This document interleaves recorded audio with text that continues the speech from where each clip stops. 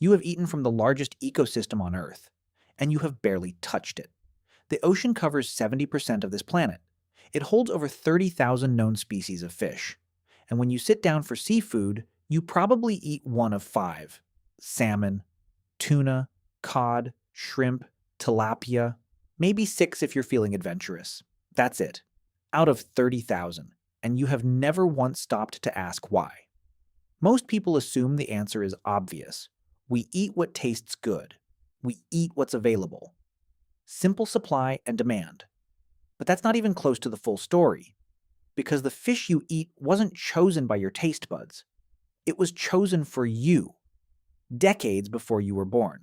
And the reason goes all the way back to something ancient inside you, something that has been keeping you alive and keeping you in a box your entire life. Stay until the end of this video, because the last part will change how you think about every meal you've ever eaten.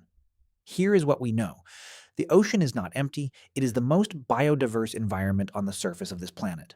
There are fish that glow in the dark, fish that can see ultraviolet light, fish that breathe air, fish that live for 200 years, fish that produce their own antifreeze, thousands of species that humans have never tasted.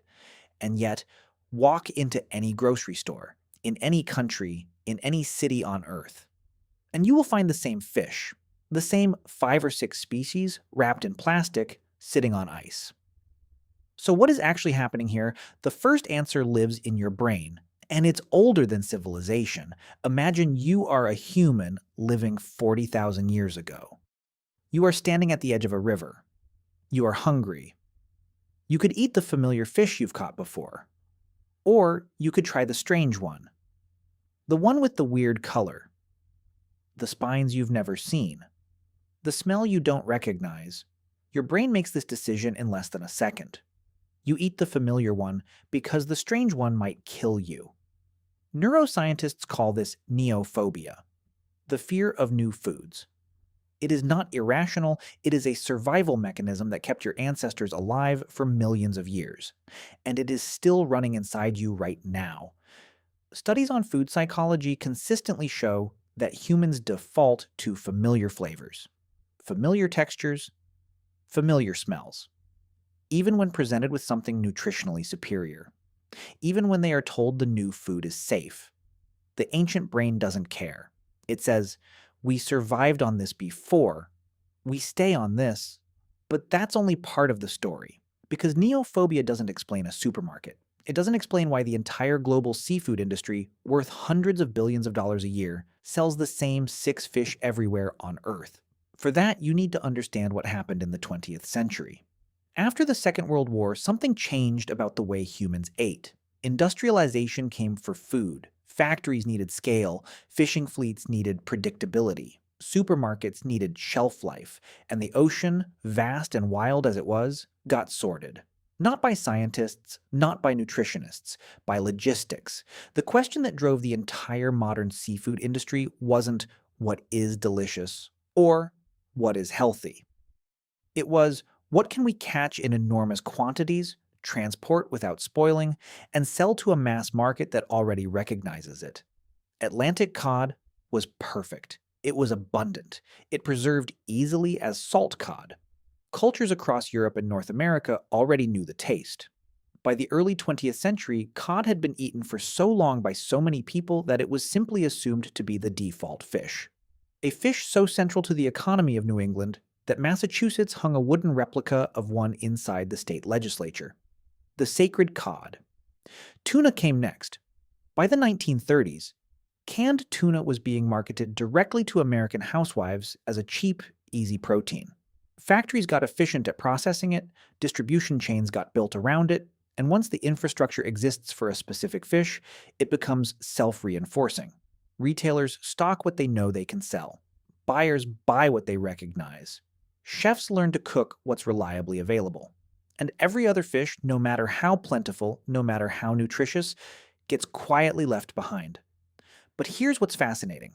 The fish you don't eat often isn't rarer. It isn't worse. In many cases, it's actually better. Mackerel is one of the most nutritious fish in the ocean. It is loaded with omega-3 fatty acids. It is sustainable. It breeds quickly. It is one of the most abundant fish in the North Atlantic, and most people in the English-speaking world barely touch it because it doesn't have the same marketing infrastructure as tuna, because it has a stronger flavor that most Western palates weren't trained on, because somewhere in the 20th century the industry chose not to build the cold chain around it at scale, and so mackerel became what food researchers call an underutilized species, a fish the ocean has in staggering abundance. A fish that humans have largely decided, by industrial accident, not to eat. The same is true for sardines, for herring, for pollock, which most people have never heard of by name, but eat constantly, hidden inside fish sticks and fast food sandwiches because the industry needed a cheap white filler fish. And here is the part that should make you pause. You think you are choosing what you eat, but you are mostly choosing from a menu that was written for you 50 years ago. By fishing fleets, by canning companies, by supermarket buyers, by logistics chains. Your personal freedom in the seafood aisle is narrower than you think.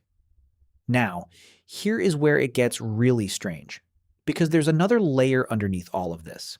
The fish that didn't make the industrial list weren't just ignored. Some of them were actively eaten out of existence. The Atlantic Cod story is one of the most dramatic collapses in the history of food. For centuries, the Grand Banks off Newfoundland were considered inexhaustible. Fishermen reported that you could almost walk across the water on the backs of cod. By the mid-20th century, industrial trawlers began vacuuming the ocean floor. By 1992, the Canadian government was forced to do something it had never done before. It shut down the cod fishery entirely. Not to give it a rest, because it had collapsed. The cod population had dropped by 99%. Think about that number. 99%, a species that had fed civilizations for 500 years, gone from the ocean in a few decades of industrial fishing. And what replaced it on the menu? Not a careful, science-based selection of the healthiest and most sustainable alternatives. The industry simply pivoted to whatever was still plentiful enough to trawl: pollock, farmed salmon, shrimp. And so your seafood menu got even smaller, not because the ocean ran out of fish, but because the fish the industry had built itself around started to disappear. And the industry wasn't going to rebuild itself from scratch. It found substitutes that fit the existing infrastructure and sold them to you as if nothing had changed. But here's what's truly strange about all of this. For most of human history, coastal people ate radically more kinds of fish than you do. Archaeological records from Pacific Island communities, from ancient Mediterranean settlements, from coastal East Africa show dozens of different species in the diet. Anthropologist Patrick Kirch, studying the dietary remains of Polynesian settlements, documented wide variety in ancient Pacific seafood diets. People ate what the reef provided. They followed seasonal patterns. They preserved local knowledge about which species were running when. The ocean was a complex, varied pantry. And then industrialization arrived, and the pantry shrank to a shelf. Now imagine you are standing on a reef in the Pacific. The water is clear, you can see parrotfish, rasa, grouper in 15 colors, triggerfish, lionfish. Hundreds of species within swimming distance. And somewhere on the other side of the world, a supermarket sells two kinds of fish: farmed Atlantic salmon and imported tuna, both from the same 3 or 4 companies, both processed, frozen, and shipped thousands of miles to reach you. This is what the industrialization of food actually looks like. Not abundance, managed narrowness. So what does this mean for you, right now? Here is the part that might genuinely change something. The reason you eat the fish you eat is not because your taste buds chose them. It is because your taste buds were trained by repeated exposure, by school cafeterias, by what your parents bought, by what restaurants could source reliably, by advertising that made certain fish feel premium and others feel foreign. Food psychologists have known for decades that flavor preference is almost entirely learned. You were not born craving salmon. You were exposed to salmon, and your brain, running its ancient familiarity algorithm, locked it in. But that algorithm can be updated. That is the thing your ancestors never got to discover, because they didn't have the option. They ate what was nearby, what was safe, what survival allowed. You live in a world where the ocean's full inventory is, in theory, available to you, where food science has mapped the nutritional profiles of hundreds of underutilized species.